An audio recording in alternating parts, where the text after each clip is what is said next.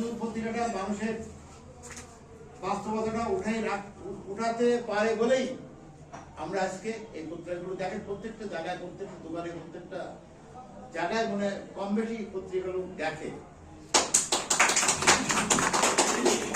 আজকে যারা সাংবাদিক ভাইরা আছে, আমরা অনেক সাংবাদিক, অনেক পত্রিকারই সাংবাদিক ভাই আছেন এখানে, সবাইকে বলবো যে বস্তুনিষ্ঠ সংবাদ আপনারা পরিবেশন করবেন।